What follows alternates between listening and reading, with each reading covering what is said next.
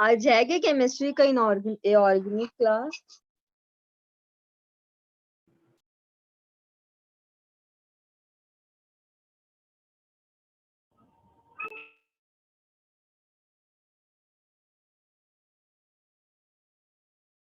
कल है ना ये ऑर्गेनिक का? आज है। आज दिखा रहा है इनका फर्स्ट लेक्चर तो शायद अभी तो मैं अरे नहीं, कल है, कल। आज नहीं, कल है 11 से। डेट देखना उसका। कल है सर।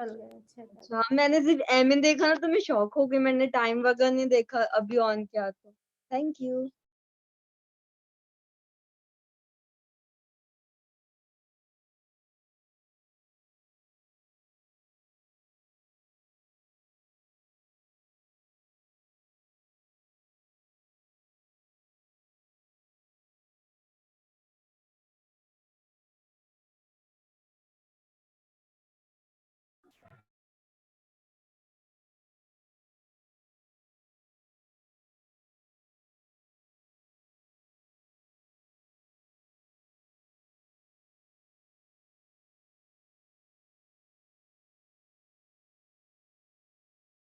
अरे सर सो थोड़ी क्या।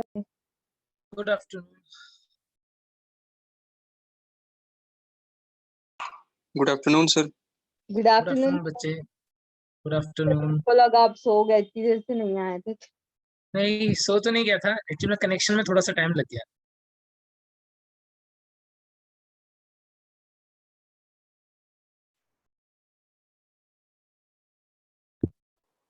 Good afternoon sir. Good afternoon बच्चे। गुड आफ्टरनून था। गुड आफ्टरनून बच्चे। Good afternoon sir. Good afternoon.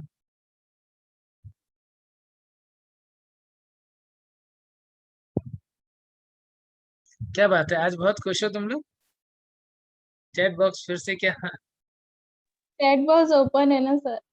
Yes अच्छा। सर, अचानक वो मैसेज आया, मुझे चैट बॉक्स ओपन है ऐसा टाइप का। ओके।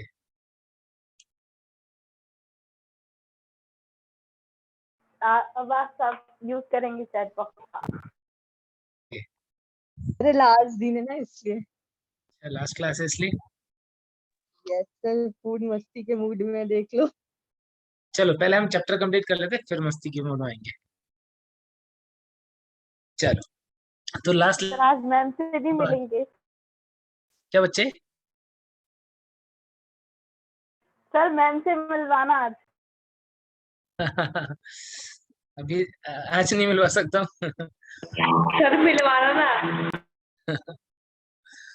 नहीं फिर कभी हम दोबारा भी कभी क्लास में मिल लेंगे, ऐसा कभी डाउट क्लास वगैरह ऐसा रहेगा ना तब मिल। अच्छा लगेगा ना बीच बीच में सर क्लास से। हाँ, कभी तुमको जरूरत होगी तो ले लूंगा क्लास। अभी तो एग्जाम तक तो तुमको जो भी दिक्कत होगी तो हम है ना। बीच हाँ बीच सर, में आप सर तो हो ही ना। मोटिवेशन क्लास ले लीजिएगा सर। बीच में मोटिवेशन कम डाउट क्लास वगैरह यस ले लेंगे और सर। क्या। चलो तो फिर स्टार्ट करते हैं लिपिड। देखो लिपिड क्या होते हैं। लिपिड क्या होते हैं, जैसे हमने देखा था कि कोई भी बायोमोलिक्यूल है वो carbon hydrogen oxygen and other compound से मिलके बना होता है। मेनली कार्बन हाइड्रोजन तो होता ही है।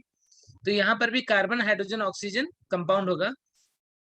ये कंपाउंड्स भी क्या है, कार्बन हाइड्रोजन ऑक्सीजन से ही बने, लेकिन इसके अंदर ऑक्सीजन का अमाउंट जो है वो क्या होता है, रिलेटिवली कम होता है। These are also made up of carbon hydrogen oxygen mainly, but hydrogen and oxygen is not present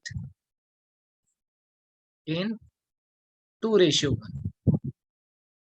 means carbohydrate के कंपेयर में ये डिफरेंट है, क्योंकि इनके अंदर कार्बन हाइड्रोजन और ऑक्सीजन तो है लेकिन हाइड्रोजन और ऑक्सीजन का रेशियो कम होता है। Oxygen is present in less amount. Oxygen जो है वो कम अमाउंट में प्रेजेंट होता है।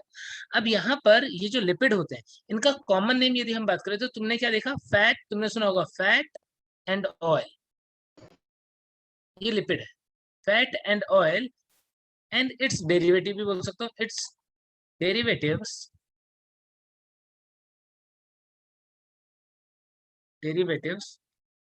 are included in lipid. इसके डेरिवेटिव्स वगैरह जो है उनको हम लिपिड में इंक्लूड करते हैं। लिपिड में क्या क्या आते हैं देखो, फैट एंड ऑयल की यदि मैं बात करूं तो यहाँ पे जो मेन डिफरेंस है वो क्या होता है, किसी को पता है क्या फैट और ऑयल में क्या डिफरेंस है? मेन डिफरेंस, फैट जो है वो नॉर्मल टेम्परेचर पे, रूम टेम्परेचर पे कैसा होता है? होश होता है, तो इसका मतलब इसका मेल्टिंग पॉइंट हाई होगा।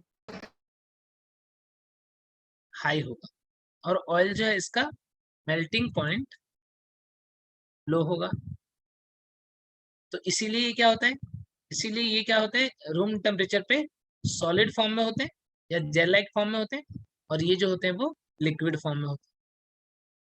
एक और भी रीजन है कि सॉलिड फॉर्म में वो होगा जो मेनली सैचुरेटेड होगा, लिक्विड वो होगा जो अनसैचुरेटेड टाइप का होगा। ठीक है, वो हम अभी देखेंगे जब स्ट्रक्चर की बात करेंगे। तो लिपिड जो है वो डिफरेंट टाइप के हो सकते हैं। एक हो सकता है सिंपल लिपिड, ठीक है। दूसरे होते हैं कॉन्जुगेटेड लिपिड, और तीसरा होता है डिराइव्ड लिपिड। तो तीन मेन कैटेगरी में लेके पढ़ रहे हैं हम इसको। सिंपल लिपिड जो तुम मोनोग्लिसराइड, डाइग्लिसराइड और ट्राइग्लिसराइड पढ़ते हो, फैटी एसिड और ग्लिसरॉल से, वो सिंपल लिपिड होगा। यदि उसके अंदर कोई एक्स्ट्रा ग्रुप जुड़ा हुआ है तो कॉन्जुगेटेड लिपिड होगा। हो सकता है डाइग्लिसराइड एक एक्स्ट्रा जैसे फॉस्फोलिपिड हुआ या ग्लाइकोलिपिड हुआ, ठीक है, तो वो क्या होगा, कॉन्जुगेटेड होगा। और डिराइव्ड लिपिड के अंदर कौन आते हैं, जैसे वैक्स वगैरह हुए, वैक्स, ठीक है, स्टीरॉइड्स वगैरह हुए, वैक्स, स्टीरॉइड्स, कोलेस्ट्रॉल स्टीरॉइड में आ जाएगा, ठीक है। टर्पीन्स वगैरह हो गए, टर्पीन्स, तो ये सब क्या है, ये डिराइव्ड लिपिड होता है। ठीक है, अब एक एक करके डिटेल में देखते हैं। सबसे पहले देखते हैं कि सिंपल लिपिड क्या होता है और कैसे बनता है। देखो सिंपल लिपिड कैसे बनता है, हमने एक बार पहले भी बात की थी, मैं फिर से बता रहा हूँ। देखो सिंपल लिपिड जो है इसके अंदर दो चीजें होंगी। क्या क्या होंगी? सिंपल लिपिड में दो चीजें होंगी। क्या क्या? एक तो होगा ग्लिसरॉल और फैटी एसिड, और दूसरा होगा फैटी एसिड। 3 मॉलिक्यूल। यदि 3 मॉलिक्यूल है तो ट्राइग्लिसराइड बोलते हैं, है ना। कितने भी मॉलिक्यूल हो सकते हैं, 1 भी हो सकता है, 2 भी हो सकता है, और 3 भी हो सकता है ना। यदि 1 होगा तो मोनोग्लिसराइड, 2 होगा तो डाइग्लिसराइड, और 3 होगा तो ट्राइग्लिसराइड, ऐसे हो गए। ठीक है, तो दो कंपोनेंट है यहाँ पर। अब ग्लिसरॉल जो होता है उसकी स्ट्रक्चर तो सबको ही पता है, 3 कार्बन्स होते हैं, और तीनों के ऊपर क्या होगा, OH। होगा, यस बिल्कुल सही। और हाइड्रोजन से बैलेंस ही कंप्लीट कर दो, बैलेंस ही कंप्लीट कर दिया हमने, ये हो गया ग्लिसरॉल। और फैटी एसिड की बात करें तो फैटी एसिड के अंदर क्या होता है, लॉन्ग कार्बन चेन होती है, और उसके अंदर एक COOH ग्रुप होता है। फैटी एसिड को हम मेनली दो पार्ट में डिवाइड करके पढ़ सकते हैं। फैटी एसिड दो टाइप के होते हैं, एक तो सैचुरेटेड फैटी एसिड, और दूसरा होता है अनसैचुरेटेड फैटी एसिड। तो फैटी एसिड दो कैटेगरी, सैचुरेटेड और अनसैचुरेटेड। सैचुरेटेड फैटी एसिड का एग्जांपल जैसे पामिटिक एसिड है, पामिटिक एसिड, जैसे स्टेरिक एसिड है, स्टेरिक एसिड। तो अब इनकी स्ट्रक्चर क्या होती है या कैसे होती है, जैसे पामिटिक एसिड की बात करें तो इसमें ना C16 16 कार्बन है। पामिटिक एसिड में हाइड्रोजन कितना हो जाएगा, 32, ठीक है, और ऑक्सीजन कितना हो जाएगा, 2। ये फॉर्मूला होता है CnH2nO2, ऐसा, यदि सारे के सारे सिंगल बॉन्ड है। सैचुरेटेड का मतलब क्या, इसके अंदर क्या है, ऑल सिंगल बॉन्ड्स, नहीं, या फिर ऐसा बोल दो कार्बन कार्बन के बीच में, या all single bonds between carbon atom. Carbon atoms जो है उनके बीच में सारे के सारे सिंगल बॉन्ड है, डबल बॉन्ड एब्सेंट होता है, तो वो सैचुरेटेड होगा। अनसैचुरेटेड में क्या होता है, और जैसे स्टेरिक एसिड है तो 18 कार्बन का होता है C18H36O2 CnH2nO2, ऐसे डायरेक्ट फॉर्मूला है, डबल बॉन्ड नहीं। तो डबल बॉन्ड होगा तो जितने डबल बॉन्ड उतने उसके डबल हाइड्रोजन निकाल दोगे, ठीक है। इसके अंदर ओलेइक एसिड 18 कार्बन का ही होता है लेकिन सैचुरेटेड है। लिनोलेइक एसिड, रेगिडोनिक एसिड,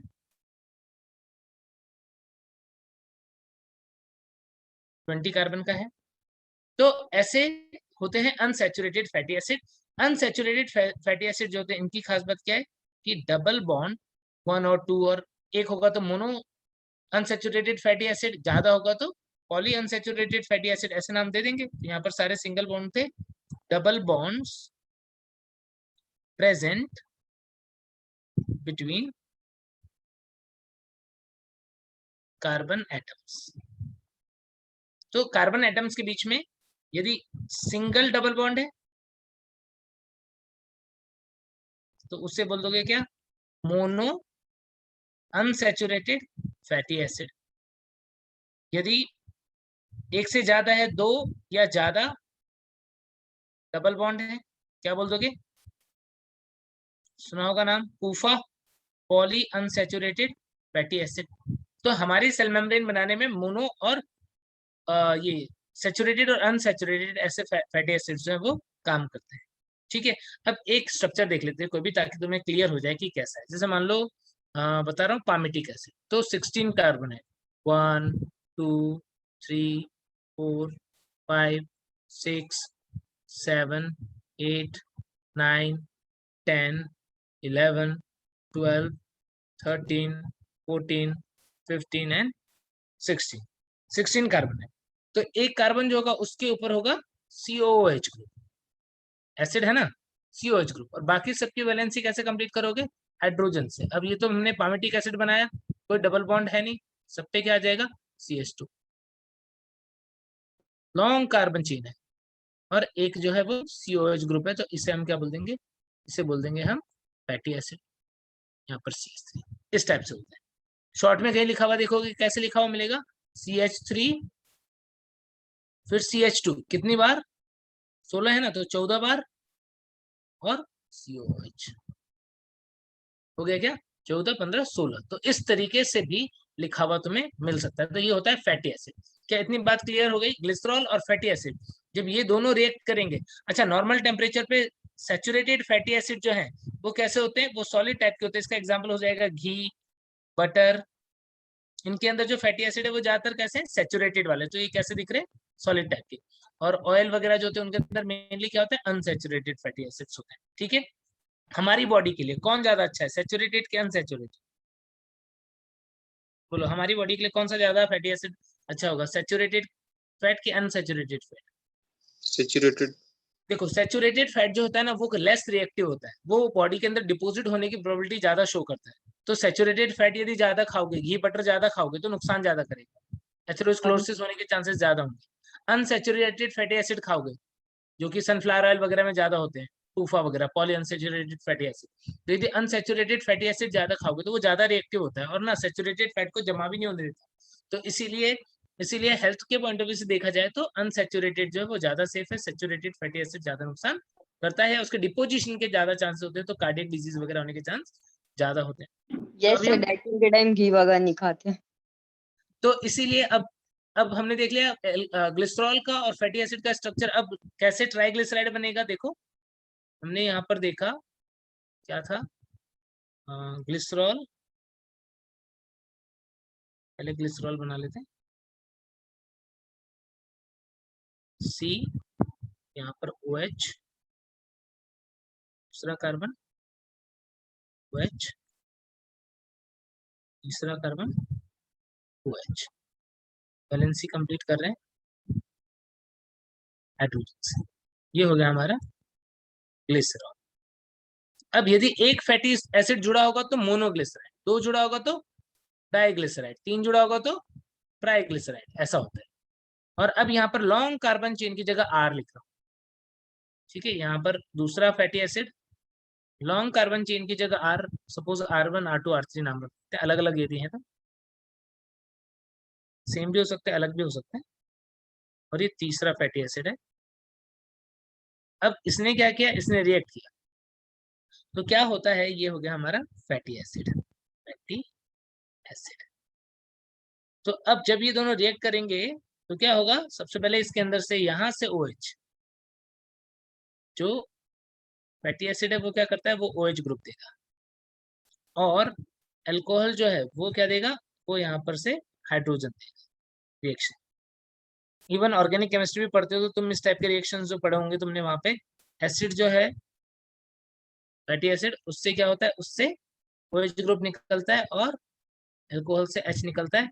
तो ओवरऑल तुमने क्या देखा यहाँ पर, इस रिएक्शन के अंदर 3 वाटर मॉलिक्यूल जो है वो निकल गए, और कौन सा बॉन्ड बन जाएगा, एस्टर बॉन्ड, यानी ये हुआ है एस्टरिफिकेशन। जो लिपिड बनते हैं इसके अंदर क्या बनता है, क्या होता है, एस्टरिफिकेशन होता है। तो यहाँ पर O CH CH2 हाइड्रोजन तो निकल गया था, और इससे जुड़ गया है क्या, इससे जुड़ गया है ये CO R1। तो इसका मतलब बॉन्ड जो है वो क्या है, एस्टर बॉन्ड बन गया, एस्टर बॉन्ड, एस्टरिफिकेशन हुआ है, यस। तो ये R3 बन गया हमारा क्या, ये बन गया हमारा ट्राई ग्लिसराइड। तो इस तरीके से हम क्या देखते हैं कि ट्राइग्लिसराइड का फॉर्मेशन होता है। यदि एक फैटी एसिड जुड़ा होता तो मोनोग्लिसराइड बनता, 2 जुड़ा होगा तो डाइग्लिसराइड बनेगा, और 3 जुड़ा होगा तो ट्राइग्लिसराइड बन जाएगा। क्लियर हो गई इतनी बात, सिंपल लिपिड समझ गए। अब देखो कॉन्जुगेटेड लिपिड, यदि यही कॉन्जुगेटेड लिपिड में बनाना चाहूँ तो मैं इसी को चेंज कर, जैसे अब कॉन्जुगेटेड लिपिड में क्या होगा, कॉन्जुगेटेड लिपिड जो है उसके अंदर कुछ एक्स्ट्रा ग्रुप जो है वो जुड़ा हुआ मिलेगा। कौन सा एक्स्ट्रा ग्रुप जुड़ा हुआ मिलेगा, लाइक जैसे लेसिथिन है। लेसिथिन क्या होता है, लेसिथिन इज फॉस्फोटाइडिल कोलिन, जिसको हम क्या बोलते हैं, फॉस्फोलिपिड है, फॉस्फोलिपिड।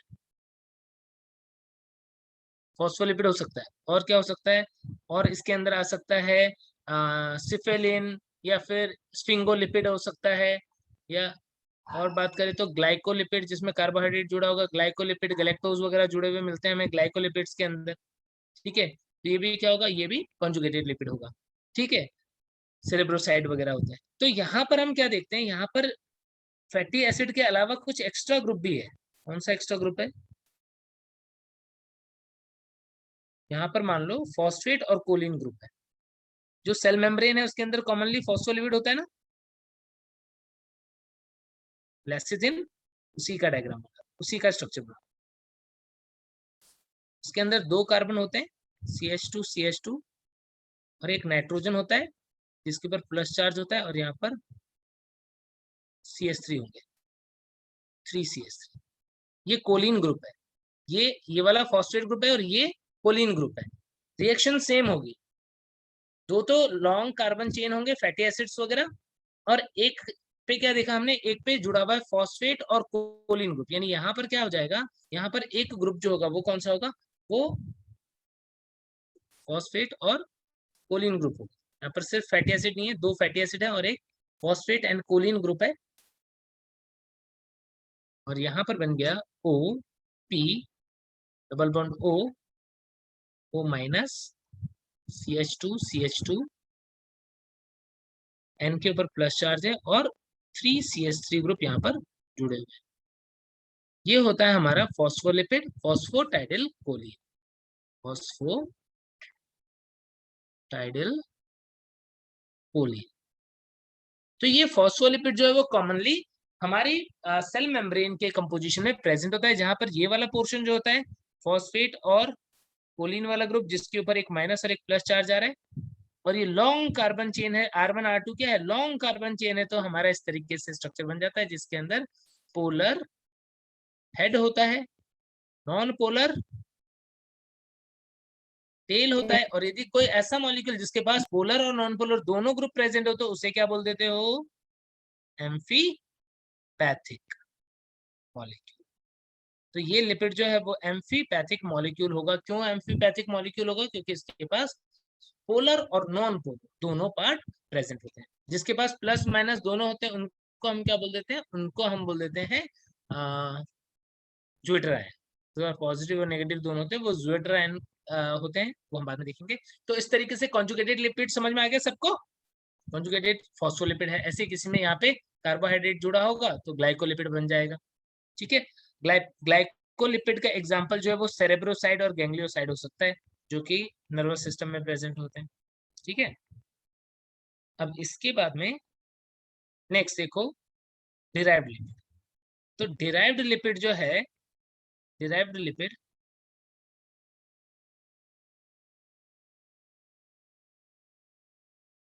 इसके अंदर एक आता है वैक्स आते हैं, और वैक्स आ जाएगा, जो क्यूटिन पड़ा हुआ है तुमने वो आ जाएगा इसके अंदर, सुबेरिन वगैरह हो जाएगा। सेरुमेन ईयर वैक्स जो होता है, सेरुमेन ईयर वैक्स, वैक्स के अंदर सेरुमेन, पी वैक्स। ठीक है, ऐसे सब मटेरियल आ जाएंगे। और इनके अलावा स्टीरॉइड्स, स्टीरॉइड्स में भी क्या, स्टीरॉल और स्टीरॉन दोनों, स्टीरॉइड्स में स्टीरॉल एंड स्टीरॉन। स्टीरॉन जैसे जैसे सेक्स हार्मोन। जैसे तुमने हॉर्मोन्स, यस हॉर्मोन्स में पढ़े हैं स्टीरॉन्स वगैरह, जो एड्रिनल कॉर्टेक्स से जो बन रहे थे उनमें से ग्लूकोकॉर्टिकॉइड और मिनरलोकॉर्टिकॉइड थे, तो मिनरलो वाले स्टीरॉन्स होते हैं और ग्लूकोकॉर्टिकॉइड जो होते हैं वो स्टीरॉल्स वगैरह होते हैं। ठीक है, सेक्स स्टीरॉइड भी स्टीरॉन्स होते हैं। ठीक है, तो यहाँ पर हम क्या देखते हैं, स्टीरॉइड यहाँ पर एक इंपॉर्टेंट है क्योंकि हमारी एनसीईआरटी की बुक में इसका स्ट्रक्चर भी दिया हुआ है। तो फिनेंथ्रिन टाइप का जो है इसके अंदर होता है स्ट्रक्चर। और यहाँ पर तुम देखोगे कि टोटल 5 रिंग होती हैं, जिसमें से सॉरी टोटल 4 रिंग होती है, जिसमें से 3 रिंग जो होगी वो कौन सी होगी? हेक्सागोन, यानी 6 कार्बन की। 6 कार्बन की कितनी रिंग्स होती है? 3 रिंग्स होती है।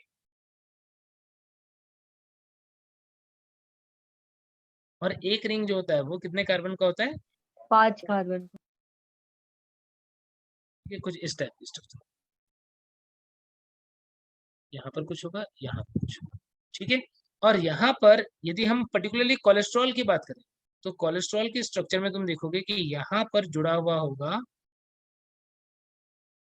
कुछ इस तरीके से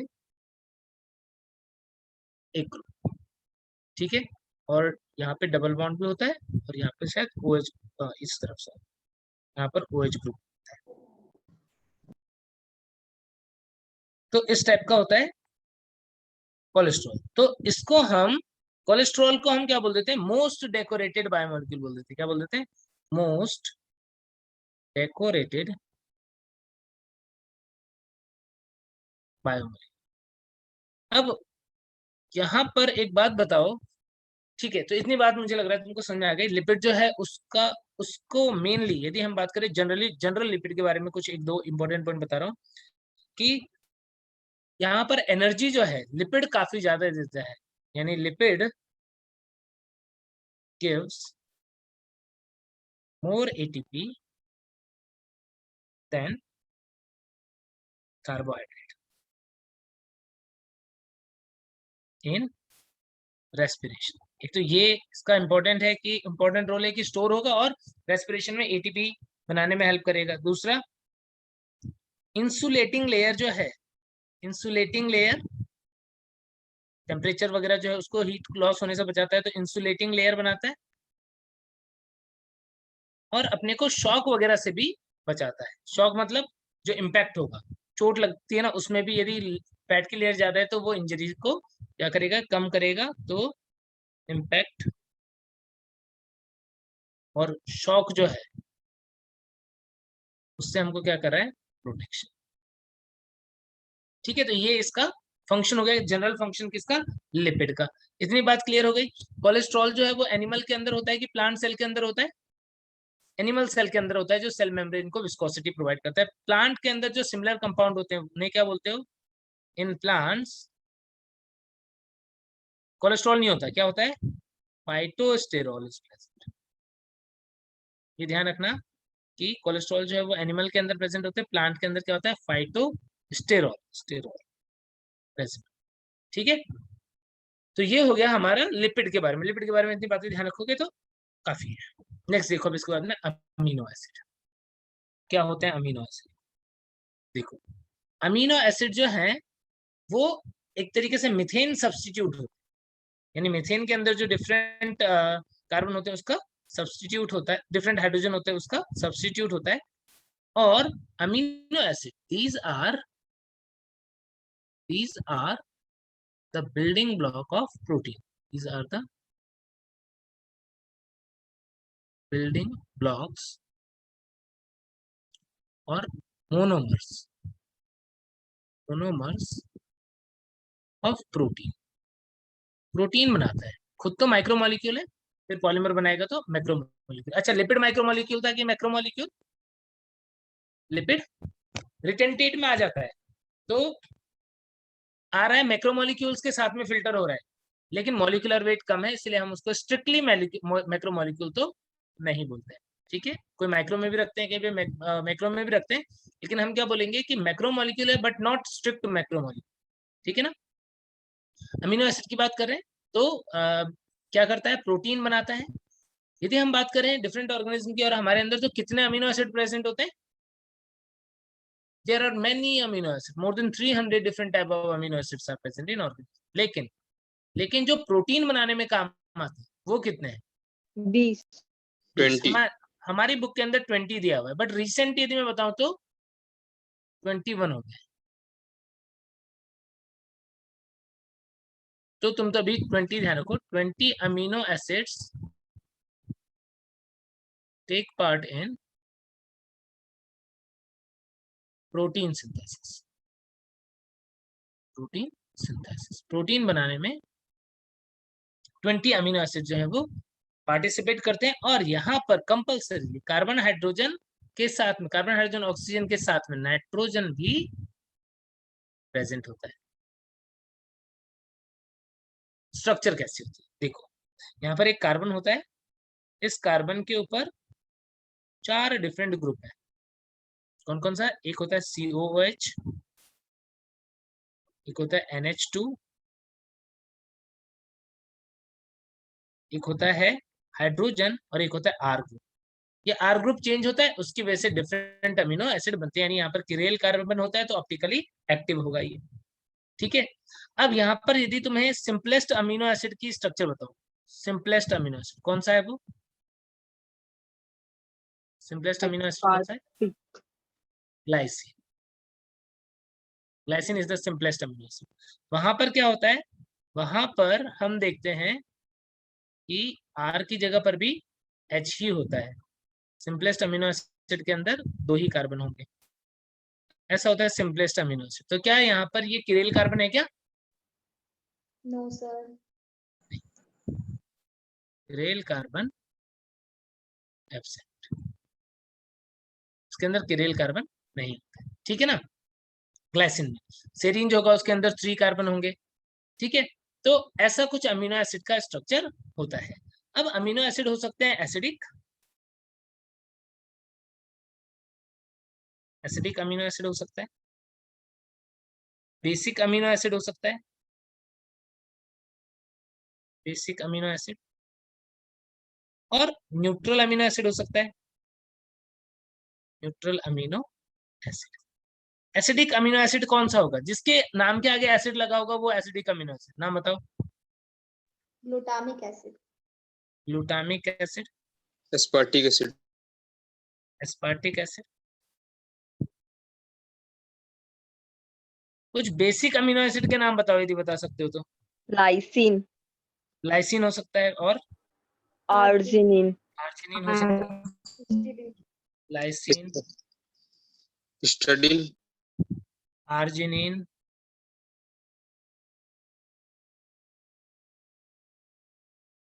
और क्या हो सकता है? और क्या बोल रहे हो? देखो यदि मैं सिंपल तरीका बताऊं ना, तो जिस अमीनो एसिड में यदि तुम्हें 2 NH2 ग्रुप दिख जाए तो समझ जाना वो बेसिक है। जिसके पास 2 NH2 ग्रुप दिख जाए वो बेसिक होगा। हिस्टिडीन भी बेसिक होगा क्या? लीस्ट जिसके पास भी दो COH ग्रुप या R की जगह एक COH ग्रुप वाला कंपाउंड होगा तो फिर क्या बोलोगे उसे, तब तुम उसे Acid. हाँ ठीक है। और यदि दो NH2 ग्रुप वाला होगा तो बेसिक। और इसके अलावा अदर जो है जैसे सेरीन हुआ या एलेनिन हुआ, तो ये सब क्या हो जाएंगे, ये सब हो जाएंगे न्यूट्रल अमीनो एसिड। तो ऐसे डिफरेंट टाइप के अमीनो एसिड्स जो है वो होते हैं। अब हमारी बॉडी में बन रहा है कि नहीं बन रहा है, उस बेसिस पे दो कैटेगरी में डिवाइड किया, एक इसेंशियल अमीनो एसिड और एक non essential amino acid. Essential amino acid क्या होता है, जो हमारी बॉडी में नहीं बनता, हमें डाइट में होना बहुत जरूरी है, रिक्वायर्ड थ्रू आवर डाइट और फूड सप्लीमेंट। और जो हमारी बॉडी में बनते हैं उन्हें क्या बोल देते हैं, non essential. Generally essential amino acid जो होते हैं वो 9 होते हैं और नॉन इसेंशियल जो है वो 11 होते हैं। बट इसके अंदर 9 में भी दो जो है उसे हम क्या बोल देते हैं, उन्हें हम सेमी इसेंशियल बोल देते हैं। यानी बचपन में जो है वो हमें खाने में जरूरत पड़ती है, बाद में हमारी बॉडी बनाना भी स्टार्ट कर देती है। देखो तो ये 9 के नाम जो है वो तुम्हें ध्यान रखना है। कैसे ध्यान रख सकते हो, जैसे तुम ध्यान रख लो, टीवी, टीवी लाइल, LIL, टीवी लाइल PM था, ऐसे याद रखो। TV tryptophan valine, lysine isoleucine, sorry lysine isoleucine और ल्यूसिन, लाइल। P और M, P से हो जाएगा तुम्हारा फिनाइल एलेनिन, M से हो जाएगा मेथियोनिन, और T से हो जाएगा थ्रियोनिन, H से हिस्टिडीन और A से हो जाएगा तुम्हारा एलिन। ठीक है, तो नहीं रुको रुको, सॉरी अर्जिनिन, ये तो हमारा नॉन एसेंशियल, यहाँ इतना ही होगा, 1 2 3 4 5 6 7 8 9, इतना ही है ना। तो ये एसेंशियल ध्यान रखना, बाकी नॉन एसेंशियल कर देना। अब थोड़ा सा यदि हाई लेवल बताऊं तो क्या होता है, कुछ अमीनो एसिड जो उनको कंडीशनली इसेंशियल माना जाता है। 6 अमीनो एसिड है जिन्हें कंडीशनली इसेंशियल माना जाता है। जब बीमार हो जाते हैं तब हमारी बॉडी बनाती नहीं है, तो इसे डाइट में लेने की जरूरत पड़ जाती है। ये जस्ट एक्स्ट्रा इन्फॉर्मेशन है, ध्यान रखना। ठीक है, नेक्स्ट अब हम बात करते हैं, और हमारे एनसीईआरटी में जो एग्जांपल दिए ना वो स्पेशली तुमको ध्यान रखना। अब नेक्स्ट देखो कि ये ज्विटर आयन की फॉर्म में प्रेजेंट हो सकता है। ज्विटर आयन क्या होता है, अभी थोड़ी देर पहले भी बताया था, ज्विटर आयन जिसके ऊपर पॉजिटिव और नेगेटिव दोनों चार्ज होता है। अब नॉर्मली एक अमीनो एसिड को जब हम देखते हैं तो कैसा है, तो हमने देखा कि मान लो कार्बन है,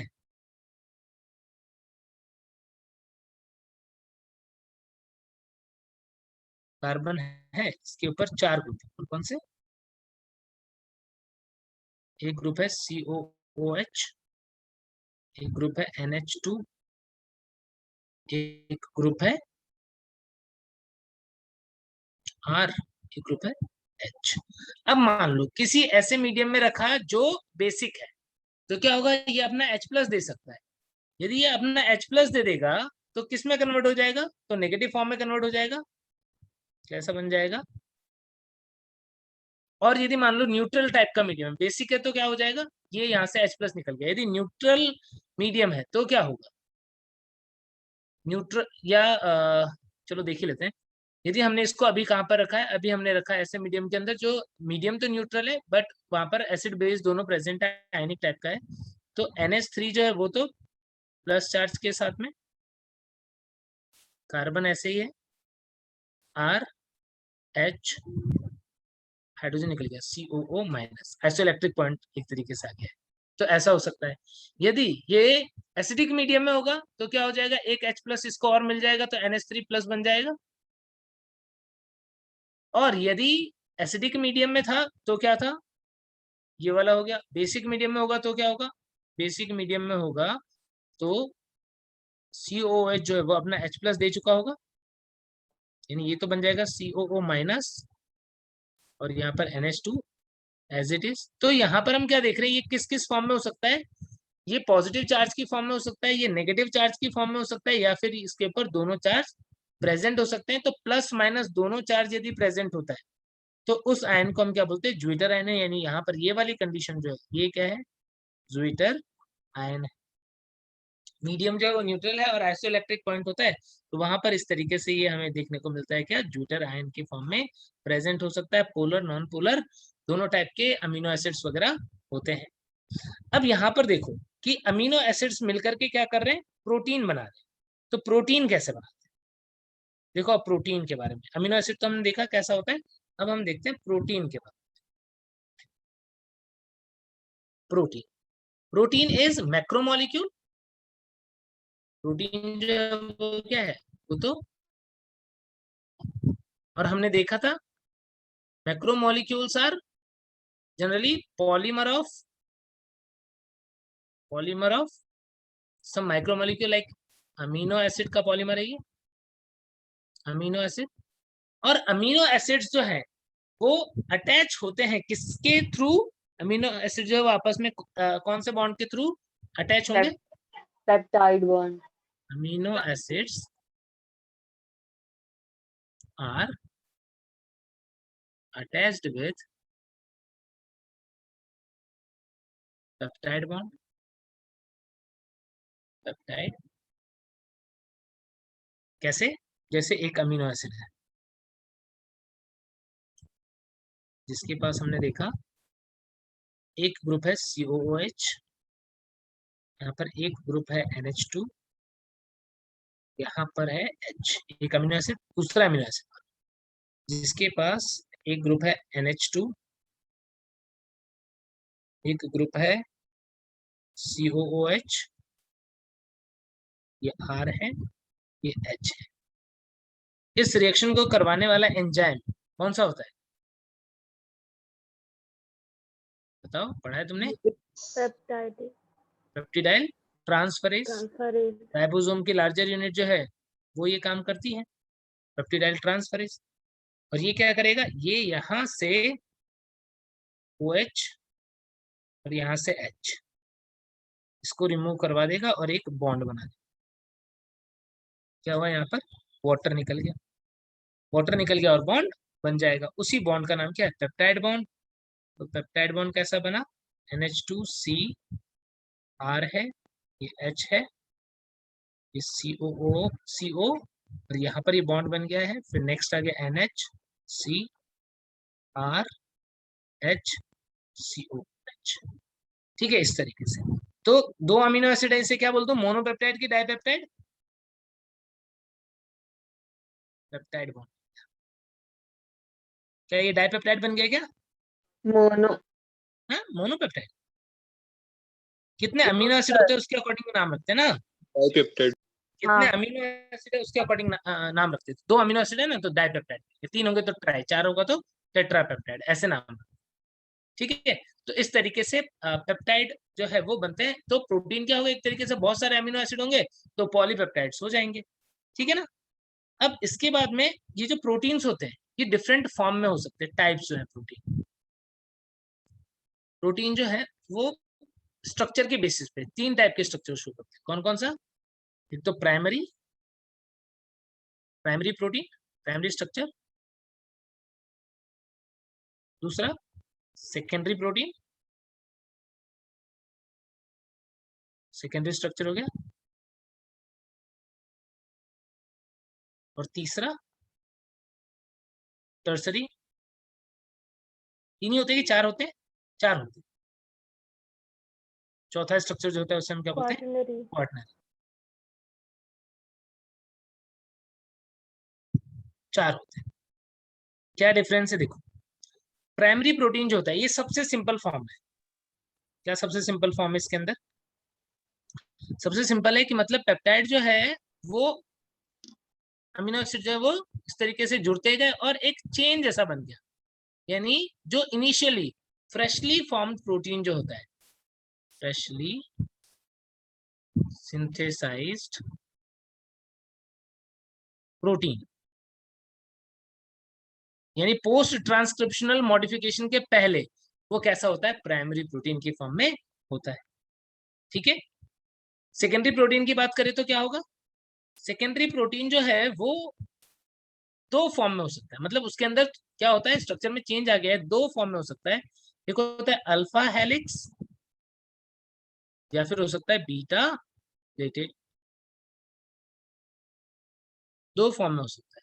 alpha helix right handed helix होता है कुछ इस तरीके से, क्या होते हैं कुछ एक्स्ट्रा बॉन्ड्स वगैरह बनने की वजह से वो इस तरीके से कॉइल हो जाता है हेलिक्स की फॉर्म में, इससे हम क्या बोलते हैं, अल्फा हेलिक्स। ठीक है, कैसा होगा, राइट हैंडेड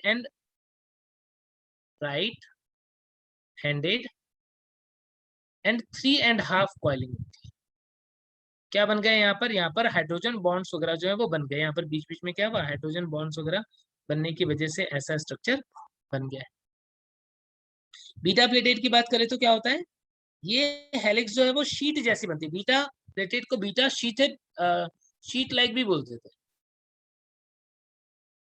और शीट लाइक। तो यहाँ पर क्या होता है, यहाँ पर जो प्रोटीन की चेन होती है वो एक दूसरे से ज्वाइन करके क्या करती हैं, वो बना देती हैं इस तरीके से प्लेट लाइक स्ट्रक्चर। ऐसे हाइड्रोजन बॉन्ड्स वगैरह बन गए इसके, या डाइसल्फाइड बॉन्ड बन गए, हाइड्रोजन बॉन्ड, डाइसल्फाइड बॉन्ड, ऐसे सब बन जाते हैं। ठीक है ना, तो इस तरीके से बन जाएगा हमारा क्या, इस तरीके से बन जाएगा बीटा प्लेटेड। बीटा प्लेटेड का एग्जांपल यदि मैं बात करूं, इन दोनों के एग्जांपल की बात करूं, तो इसका एग्जांपल तो होता है सिल्क, और अल्फा हेलिक्स का एग्जांपल क्या हो जाएगा, केराटिन वगैरह हो जाएगा, keratin, myosin, tropomyosin. Alpha helix का एग्जांपल क्या हो जाएगा, केराटिन, मायोसिन, ट्रोपोमायोसिन, ये सब। और टर्सरी प्रोटीन में क्या होता है, यही hydrogen bond, disulphide bond, hydrophilic bond, non polar bond या हाइड्रोफोबिक बॉन्ड, ऐसे सब बॉन्ड बना करके क्या होता है, ये ग्लोबुलर फॉर्म में आ जाता है। ग्लोबुलर फॉर्म में आ जाता है, हाइड्रोजन बॉन्ड होगा, डिफरेंट टाइप के बॉन्ड्स बन रहे हैं, हाइड्रोजन, डाइसल्फाइड, और इलेक्ट्रोस्टैटिक हो सकता है, पोलर बॉन्ड हो सकते हैं, हाइड्रोफोबिक बॉन्ड हो सकते हैं, वॉन्डर वॉल हो सकता है। तो इस तरीके से ये ग्लोबुलर टाइप का बन जाता है, सिंगल ग्लोब्यूल बनती है, तो उसे हम टर्सरी प्रोटीन बोलते हैं। लाइक एल्बुमिन हुआ, ग्लोबुलिन हुआ, बहुत सारे एंजाइम्स वगैरह जो होते हैं वो भी इसी टाइप के होते हैं। ठीक है, और क्वार्टिनरी प्रोटीन क्या होगा, यदि बहुत सारे ग्लोब्यूल्स जो हैं वो आपस में ज्वाइन कर जाएं, जैसे मान लो यहाँ पर हमने देखा कि बहुत सारे ग्लोब्यूल जो है वो आपस में, 4 ग्लोब्यूल जो है वो आपस में ज्वाइन करके, तो इस टाइप का प्रोटीन जो है उसे हम क्या बोल देंगे, क्वार्टिनरी प्रोटीन। मान लो ये रेड वाला पोर्शन आयरन है, तो फिर तुम समझ गए होगे क्या होगा, हो सकता है इसका एग्जाम्पल, हीमोग्लोबिन। हीमोग्लोबिन हो सकता है इसका एग्जाम्पल।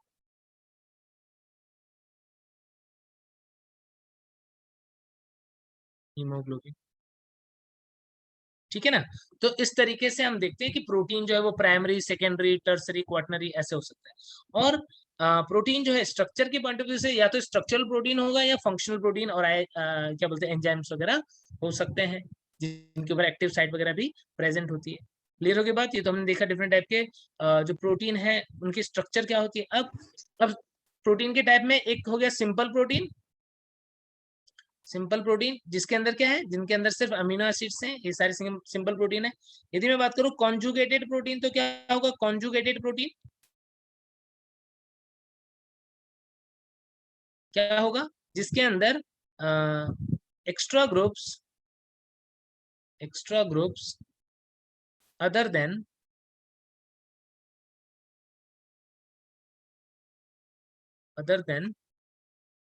Amino acids present. यदि अमीनो एसिड के अलावा एक्स्ट्रा कुछ ग्रुप्स वगैरह प्रेजेंट होंगे तो उन्हें क्या बोल दोगे, उन्हें बोल दोगे कंजुगेटेड प्रोटीन। लाइक एग्जांपल देखो क्या हो सकता है, क्रोमोप्रोटीन ऐसा पिगमेंट जिसके पिगमेंट के साथ में अटैच्ड है, कलर वगैरह भी आ रहा है, पोरफायरिन के साथ अटैच है, मान लो हीमोग्लोबिन, तो वो हो सकता है क्रोमोप्रोटीन। ठीक है, मेटेलोप्रोटीन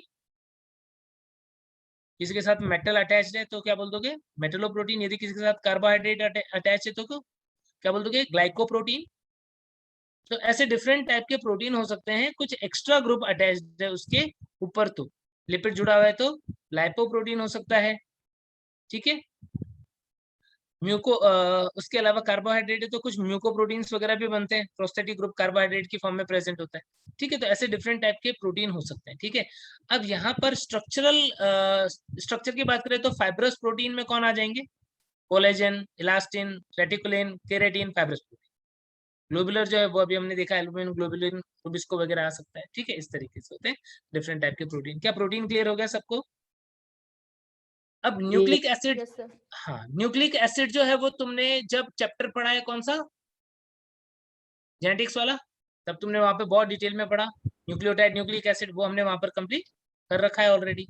तो फिर अब हम थोड़ा सा यदि एंजाइम के बारे में पढ़ ले बस, तो हमारा चैप्टर कंप्लीट हो जाएगा, है कि नहीं।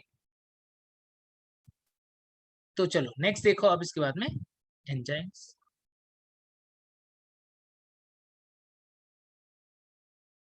एंजाइम्स देखो, एंजाइम्स की जब हम बात कर रहे हैं तो एंजाइम क्या होते हैं, एंजाइम को हम बोलते हैं बायो कैटलिस्ट। क्या बोलते हैं इसको? Bio catalyst. क्या करते हैं? these are the biomolecules mainly proteins that can increase or decrease Rate of metabolism. yes rate of biochemical reaction, rate of biochemical reaction। किसने डिस्कवर किया था? बुनकर, yes बुकनर, ऐसा बुकनर। बुकनर, yes discovered by बुकनर। it was कौन सा एंजाइम डिस्कवर किया था? Zyme. जाइमेज enzyme, बस जाइमेज एंजाइम। ठीक है, तो इस तरीके से एंजाइम जो होते हैं वो क्या होते हैं? Enzymes are proteins. ऐसा बोलते हैं कि all enzymes are protein but all proteins are not enzyme. तो एंजाइम्स आर प्रोटीन, एक्सेप्शन भी है क्या इसका? some RNA also catalyzes biochemical reaction। इन एंजाइम्स को क्या बोलोगे? such enzymes are known as, बताओ क्या बोलोगे? राइबोजाइम। तो नॉर्मली तो प्रोटीन जो होते हैं वही एंजाइम का काम करते हैं, बट एक्सेप्शनली कुछ आरएनए भी हैं जो एंजाइम का काम कर सकते हैं, जैसे राइबोन्यूक्लियेज है, तुम्हारा पेप्टिडाइल ट्रांसफरेज एंजाइम जो तुम पढ़ते हो वो है, ठीक है। और स्नर्प जो पढ़ते हो, स्मॉल न्यूक्लियर राइबोन्यूक्लियोटाइड्स जो है, क्या बोलते हैं, राइबोन्यूक्लियर प्रोटीन स्नर्प, वो तुम देख सकते हो। तो ऐसे कुछ आरएनए भी हैं जो एंजाइम का काम करते हैं, जो हमें ये बता रहे थे कि इवोल्यूशन के टाइम पे एक टाइम पे आरएनए ही रहा होगा जो एंजाइम की तरह काम करता हो। ठीक है, तो ये बात हो गई। अब एंजाइम काम कैसे करता है, ये तो हमने कुछ जनरल बातें देख ली कि एंजाइम को किसने डिस्कवर किया और प्रोटीन होते हैं। एंजाइम काम किस तरह से करता है, what is the mechanism of action of enzyme. तो यहां पर हम देखते हैं कि enzyme increases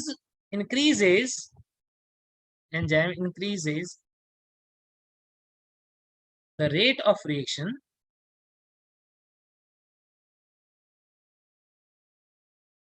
by decreasing the activation energy। Activation energy को कम करके ये रेट ऑफ रिएक्शन को इंक्रीज करता है। कैसे समझ सकते हो कि मान लो हमने देखा कि दो कंपोनेंट है जो आपस में रिएक्शन करना चाहते थे। मान लो ये कंपोनेंट ए है, ये कंपोनेंट बी है, ये आपस में रिएक्शन करना चाहते हैं। तो जो रिएक्शन करना चाहते हैं उन्हें हम क्या बोलते हैं? नॉर्मल रिएक्शन में तो रिएक्टेंट बोल देते हो, यहाँ पर क्या बोल देते हो? सबस्ट्रेट बोल देते हो। क्या बोल देते हो? सबस्ट्रेट। तो ए और बी दो सबस्ट्रेट है। अब इन्हें क्या करना है? इन्हें रिएक्शन करना है। तो क्या होना चाहिए? ए तेजी से भाग के आए बी की तरफ, बी ए की तरफ, बहुत हाई एनर्जी के साथ में, बहुत ही हाई एनर्जी के साथ में जब ये एक दूसरे से टकराएंगे तो हो सकता है कि ए और बी के बीच में बॉन्डिंग बन जाए। हाई एनर्जी के साथ में टकराएंगे तो, मान लो कम एनर्जी के साथ में टकराते तो क्या होता? फिर बॉन्डिंग नहीं बनती, ये अलग हो जाता। तो किसी रिएक्शन करवाने के लिए बहुत ज्यादा एनर्जी की रिक्वायरमेंट होगी। अब मान लो हमारी बॉडी के अंदर हम करवाना चाह रहे हैं रिएक्शन, अब तुम अपनी बॉडी के अंदर रिएक्शन करवाना चाह रहे हो, अब हमारी बॉडी का टेम्परेचर तो कांस्टेंट रहना चाहिए, मेंटेन रहना चाहिए। हमारी बॉडी का टेम्परेचर तो हमें पता है कि एक फिक्स होता है, तो उतना ही मेंटेन, उस पर जो रिएक्शन होनी हो जाए। लेकिन बहुत सारी रिएक्शन फिर क्या हो जाएगी, बहुत स्लो हो जाएगी। तो इसके लिए क्या किया, इसके लिए हमने देखा कि एंजाइम नाम की कोई चीज होती है। इस एंजाइम के ऊपर क्या होता है, इस एंजाइम के ऊपर होता है कुछ साइट, जिन्हें हम क्या बोल देते हैं, एक्टिव साइट। मान लो ये ये साइट है, यहाँ पर हम दो साइट देख रहे हैं, ये है एंजाइम, और एंजाइम के ऊपर जो साइट तुम यहाँ पर देख रहे हो, ये और ये क्या है, ये है एक्टिव साइट। और अब क्या हुआ, अब हमने देखा दो सबस्ट्रेट ले लेते हैं। जैसे एक सबस्ट्रेट ये था, ये मान लो, और दूसरा सबस्ट्रेट ये था, बी मान लो, और इन दोनों को रिएक्शन करके ए बी बनाना है। अब हमने क्या देखा, ये दोनों को टकराने के लिए बहुत ज्यादा एनर्जी चाहिए, बट एंजाइम था और एंजाइम के ऊपर एक्टिव साइट था, तो ए अपने साइड पे और बी अपने साइड पे आकर के बैठ गया। इस हाइपोथेसिस को हम क्या बोलते हैं, लॉक एंड की हाइपोथेसिस। क्या बोलते हैं, ताला चाबी सिद्धांत, लॉक एंड की हाइपोथेसिस। ये ए और बी का एक्टिव साइट था एंजाइम पे, और ये क्या है, इनको क्या बोल रहे हो, ए और बी क्या है, सबस्ट्रेट है। मैंने अभी थोड़ी देर पहले ही बताया। अब रिएक्टेंट मत बोलो, क्या बोलोगे, बायोकेमिकल रिएक्शन के अंदर सबस्ट्रेट बोलोगे। तो सबस्ट्रेट जो है वो आए और आकर के यहाँ पर बैठ गए, कोई भाग के आने की जरूरत नहीं पड़ी, आराम से आए, कम एनर्जी से आए, आकर के बैठ गए। क्या बन गया, एक कॉम्प्लेक्स बन गया। इस कॉम्प्लेक्स को हम क्या बोल सकते हैं, इस कॉम्प्लेक्स को बोल सकते हैं हम एंजाइम सबस्ट्रेट कॉम्प्लेक्स। क्या बोल सकते हैं, एंजाइम सबस्ट्रेट कॉम्प्लेक्स। एंजाइम है, सबस्ट्रेट है, ए एंड बी। अब क्या हुआ, अब यहाँ पर इसने रिएक्शन किया, जो बॉन्ड ब्रेक होने थे या जो भी होना था, इस एंजाइम ने कन्फर्मेशनल चेंजेस किए और ए और बी के बीच में बॉन्ड बना दिया, और उनको कुछ इस तरीके से अटैच करवा दिया। देखो बॉन्ड बना करके अब ए और बी अटैच हो गए, कुछ नया ही बन गया। क्या बन गया, मान लो सी बन गया, सी बन गया यहाँ पर। तो ये एज अ प्रोडक्ट बाहर निकल जाएगा, और एंजाइम जो है उसे वापस से छोड़ देगा।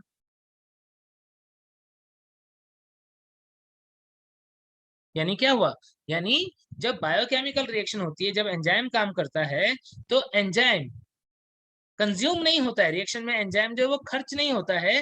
रिएक्शन होने के बाद में एंजाइम जो है वो एज इट इज बाहर निकल जाता है, और ये वापस से काम आ सकता है। आई बात समझ में। तो इस तरीके से एंजाइम जो है वो बार बार काम करता रहेगा, और प्रोडक्ट जो है वो बना बना करके देता रहेगा। तो इस तरीके से रिएक्शन हुआ, प्रोडक्ट एंड एंजाइम जो है वो फ्री हो गए। तो इस हाइपोथेसिस को, कि जहां पर एक्टिव साइट है वहां पर सबस्ट्रेट जाकर के जुड़ेगा, इसको हम बोल देते हैं लॉक एंड की हाइपोथेसिस, ताला चाबी सिद्धांत। क्या है ये, लॉक एंड की हाइपोथेसिस। एमिल फिशर ने दिया था ये। लेकिन लेटेस्ट जो हाइपोथेसिस है वो है induce fit theory.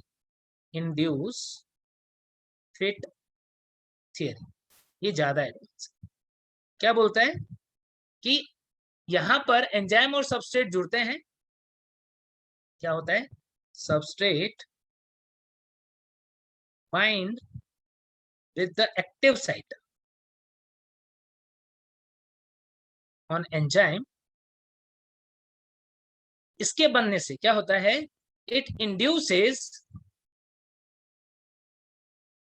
Change in active site for fitting.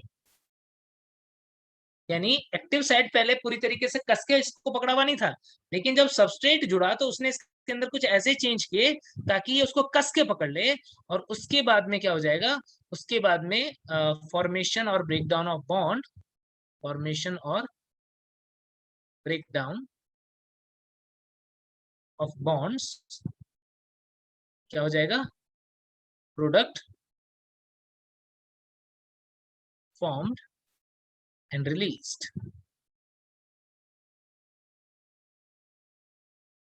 Product जो है वो बनके रिलीज हो जाएगा। तो ऐसा होता है इंड्यूस फिट थ्योरी में। डिफरेंस क्या है कि यहाँ पर एक्टिव साइट जो है पहले से बिल्कुल कॉम्प्लीमेंट्री नहीं होता है, फिटिंग जो है उसे इंड्यूस किया जाता है जब सबस्ट्रेट इसके ऊपर बाइंड करता है तब।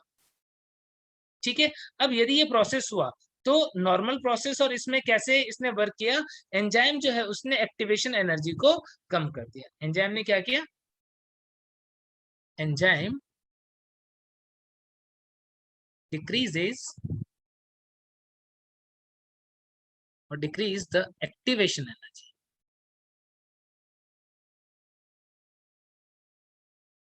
ग्राफ के थ्रू समझते हैं, वो वाला ग्राफ जो हमारी एनसीईआरटी की बुक में दिया हुआ है, देखा है सब बच्चों ने?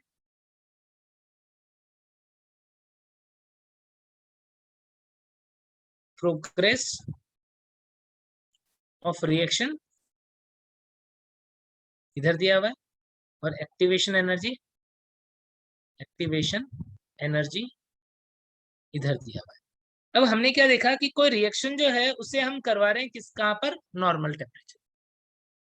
मान लो यहाँ पर ये सबस्ट्रेट की एनर्जी थी, सबस्ट्रेट ए और बी है, क्या हुआ, उसको एनर्जी ज्यादा दी, रिएक्शन नहीं हो रही है, ज्यादा दी, कितनी एनर्जी दी, तो फिर क्या हुआ, ए और B, suppose A and B जो है वो सबस्ट्रेट थे, तो यहाँ पर क्या हुआ, ए बी ट्रांजिशन हुआ और फिर ये किस में कन्वर्ट हो गया, फिर ये मान लो सी में कन्वर्ट हो गया, प्रोडक्ट का, ऐसा कुछ हुआ।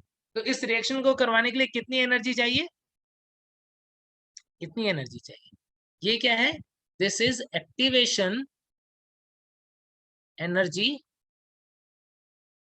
Without enzyme. मान लो ये बिना एंजाइम के इतनी एनर्जी से चाहिए। अब यदि हमने एनर्जी कम एनर्जी देनी है और सेल के अंदर रिएक्शन करवाना है तो क्या होगा, सेल के अंदर हमने क्या देखा, एंजाइम जो है वो क्या करता है, इस रिएक्शन को इतने ही एनर्जी पे करवा देता है, प्रोडक्ट में कन्वर्ट करवा देता है। यानी सेल के अंदर यदि रिएक्शन हुआ तो क्या हुआ, अब एक्टिवेशन एनर्जी की रिक्वायरमेंट क्या हो गई, कम हो गई, एक्टिवेशन एनर्जी विथ एंजाइम। तो व्हाइट वाला ग्राफ तुम्हें बता रहा है कि एंजाइम यूज करने से क्या हुआ, हमको एक्टिवेशन एनर्जी जो बिना एंजाइम के बहुत ज्यादा देनी पड़ रही थी ट्रांजिशन स्टेज पे लाने के लिए, ए बी ट्रांजिशन स्टेज पे लाने के लिए, वो बहुत कम देनी पड़ी। ठीक है, तो इसीलिए हमारी बॉडी पे कम टेम्परेचर पे ही कुछ रिएक्शन बहुत तेजी से हो जाती है। जिस स्पीड से रिएक्शन हो रही होगी उसे क्या बोलते हो, टर्न ओवर नंबर। और टर्न ओवर नंबर में हाईएस्ट किसका है, कार्बोनिक एनहाइड्रेस। सुना है क्या, दिया है क्या एनसीईआरटी में, कितना दिया हुआ है कार्बोनिक एनहाइड्रेस का टर्नओवर नंबर, 360 लाख पर मिनट। पर सेकंड निकालना हो तो निकाल लेना, पर सेकंड निकालना होगा तो 60 से डिवाइड कर दोगे, 6 लाख पर सेकंड आ जाएगा। ठीक है, तो इस तरीके से आ जाता है। अब यहाँ पर टर्नओवर नंबर है ये, तो देखो कितनी फास्ट रिएक्शन हो गई बॉडी टेम्परेचर पर ही। रीजन क्या है, एंजाइम ने करवाया है। कौन सा एंजाइम ने, कार्बोनिक एनहाइड्रेस, जो CO2 और H2O को जोड़ करके क्या बनवा देता है, कार्बोनिक एसिड।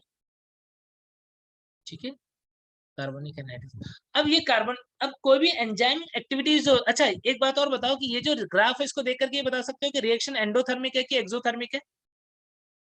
सबस्ट्रेट की एनर्जी ये है, प्रोडक्ट की एनर्जी ये है, सबस्ट्रेट की एनर्जी ये है, प्रोडक्ट की एनर्जी ये है। तो प्रोडक्ट की एनर्जी सबस्ट्रेट से कम है, इसका मतलब इतनी एनर्जी रिलीज हुई है, एनर्जी रिलीज्ड। कैसा रिएक्शन है, एक्सोथर्मिक। तो ग्राफ को देख करके हम ये भी बता सकते हैं कि रिएक्शन एक्सोथर्मिक है कि एंडोथर्मिक। ठीक है, तो ये थ्योरीज हो गए और कैसे एंजाइम काम करते हैं उसके बारे में हमने बात की। अब इसके बाद में एंजाइम्स क्या होता है, देखो एंजाइम दो टाइप के होते हैं। एंजाइम्स जो है वो दो टाइप के, कौन कौन से, एक होता है simple enzyme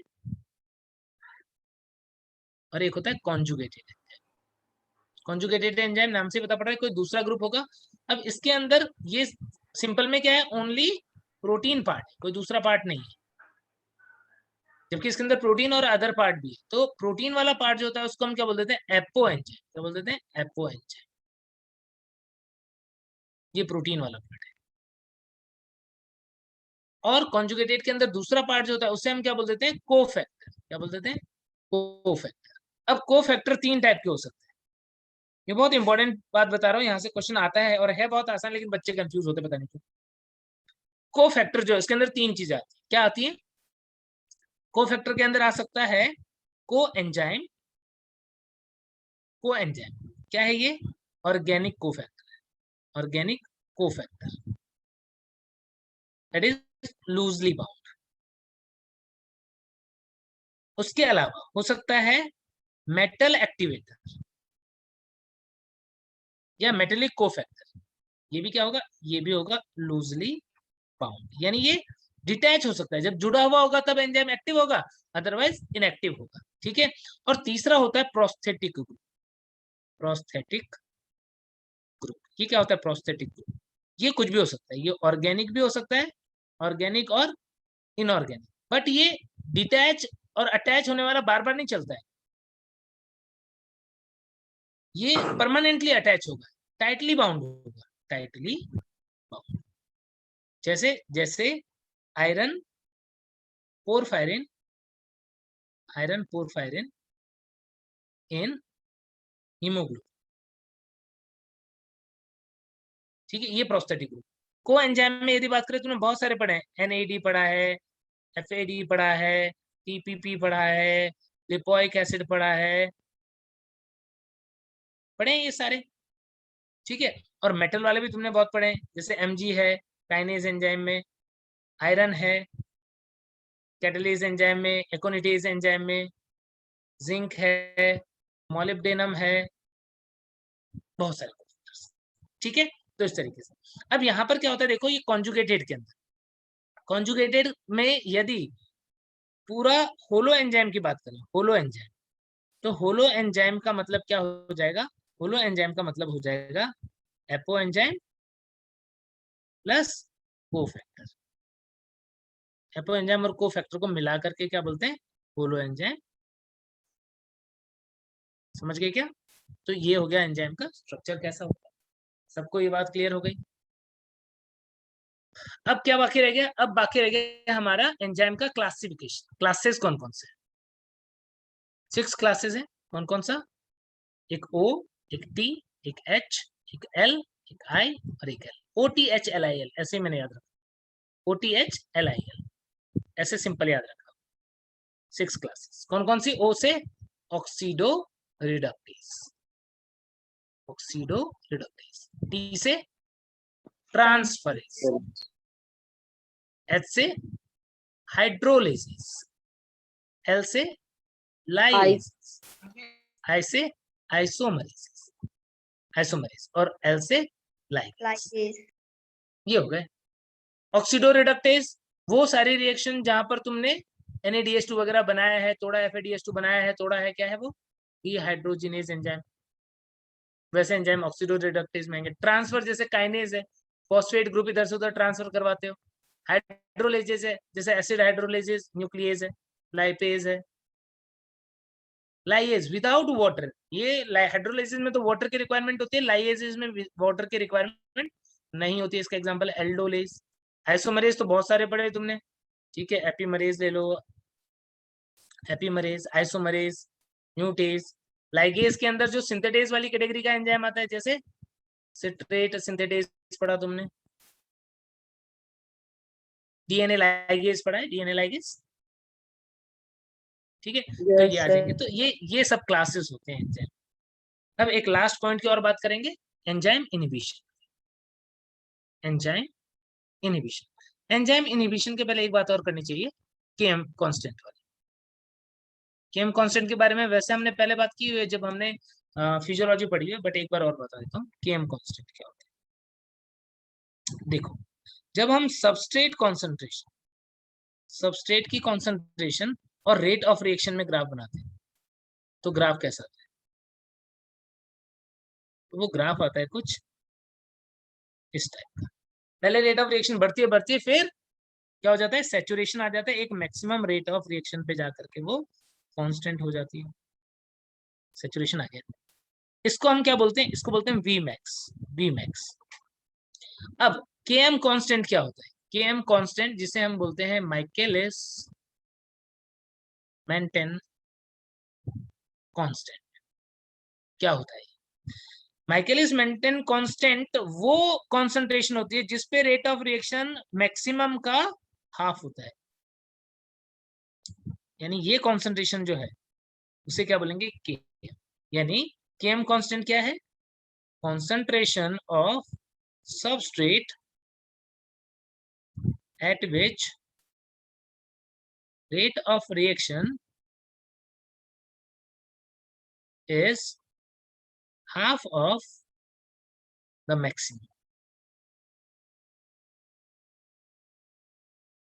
maximum rate of reaction का हाफ होगा, ठीक है। उससे हम क्या बोल देंगे, उससे हम बोल देंगे केएम कांस्टेंट। क्लियर हो गई बात?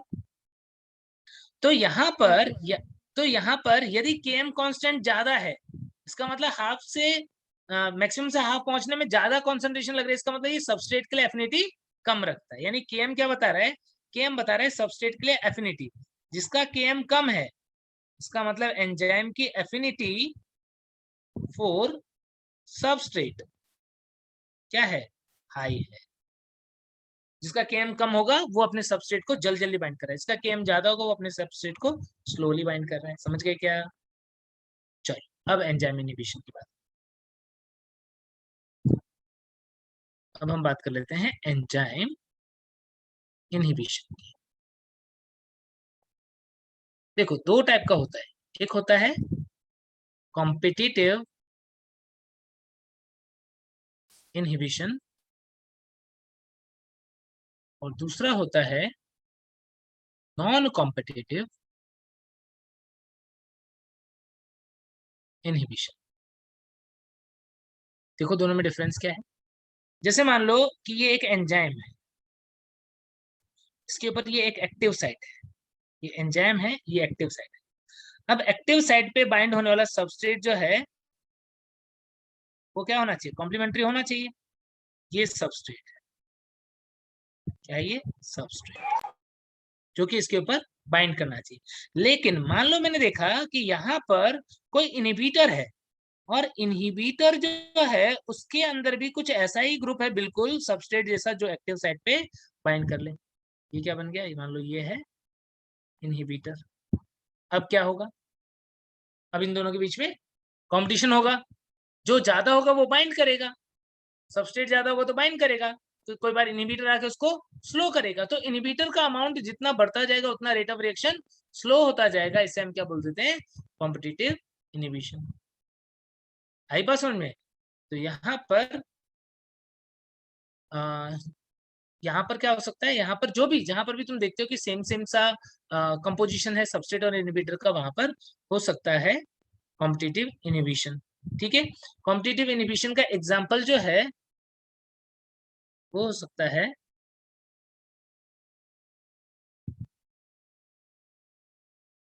सक्सिनेट और मेलोनेट जो है ना, इनहिबिशन ऑफ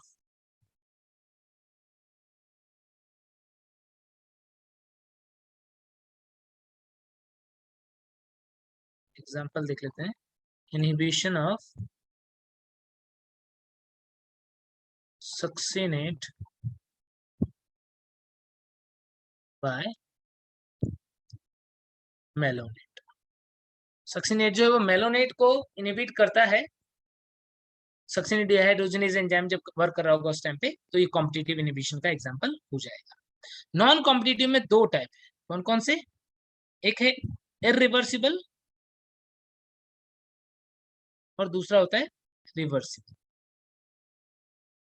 जैसे तुमने देखा क्या कि कॉम्प्लेक्स 3 साइटोक्रोम सी ऑक्सीडेज, उसको इनहिबिट कर रहा है कौन, इनहिबिटेड बाय साइनाइड। तो यदि साइटोक्रोम सी ऑक्सीडेज को साइनाइड इनहिबिट कर रहा है तो ये इरिवर्सिबली इनहिबिट करता है, दोबारा से ये काम नहीं करेगा, तो क्या हो जाएगा, इरिवर्सिबल इनहिबिशन। और रिवर्सिबल में क्या होता है, जैसे मान लो इसके अंदर मैं एग्जांपल ले सकता हूं एलोस्टेरिक इनहिबिशन। एलोस्टेरिक इनहिबिशन क्या होता है, एलोस्टेरिक इनहिबिशन के अंदर यहाँ पर हम देखते हैं कि जो एंजाइम है उसके पास एक्टिव साइट के अलावा एक साइट और भी होता है, दो साइट है। ये वाला साइट क्या है, एक्टिव साइट, और ये वाला साइट क्या है? Allosteric site. Yes, allosteric site. अब यहाँ पर क्या हुआ, यहाँ पर हमने देखा कि सपोज एक्टिव साइट के ऊपर फ्रक्टोज आके जुड़ना था,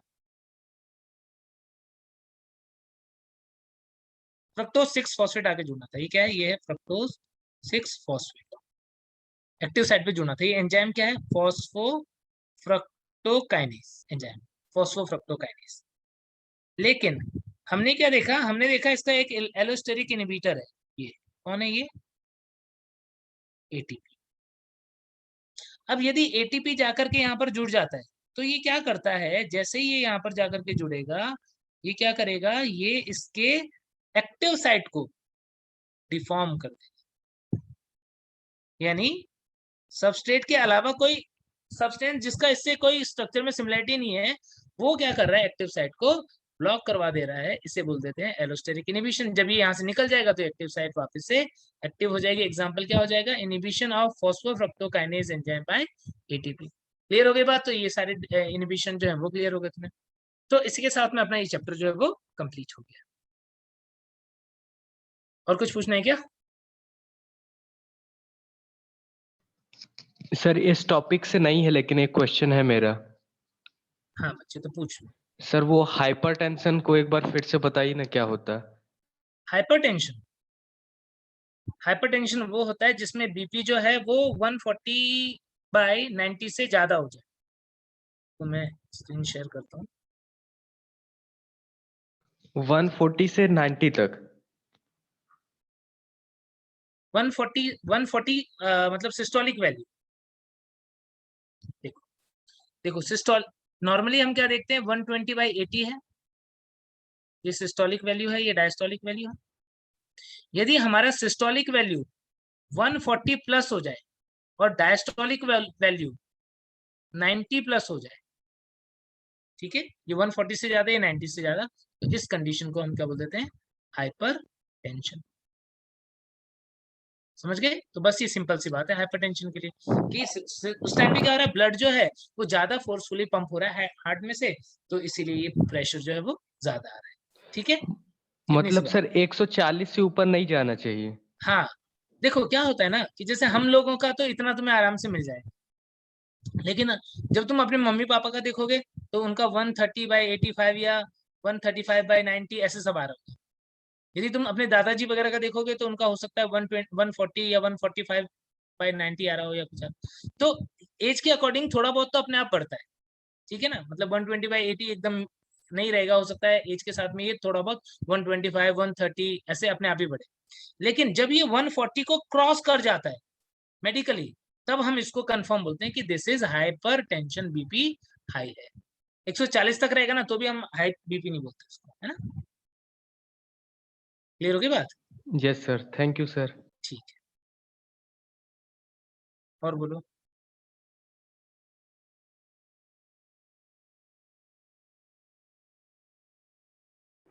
सबकी सब इमोशनल हो रहे हैं सर।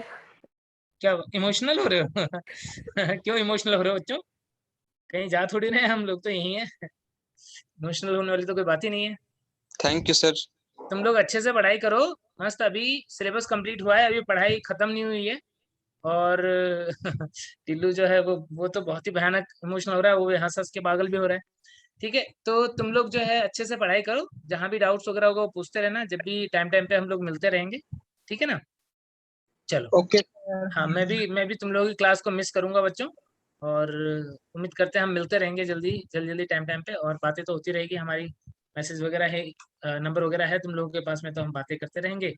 चलो एकदम लग जाओ जम के पढ़ाई करने में। सिलेबस पूरा हो गया मतलब खतरनाक तरीके से रिवीजन स्टार्ट करो। Thank you sir. Yes sir, thank you sir. चलो बच्चों, bye bye bye bye thank you sir. Bye sir. Bye बच्चे, चरण स्पर्श सर। खूब खुश रहो बच्चे। बाय था सर मैं भी। मैं भी।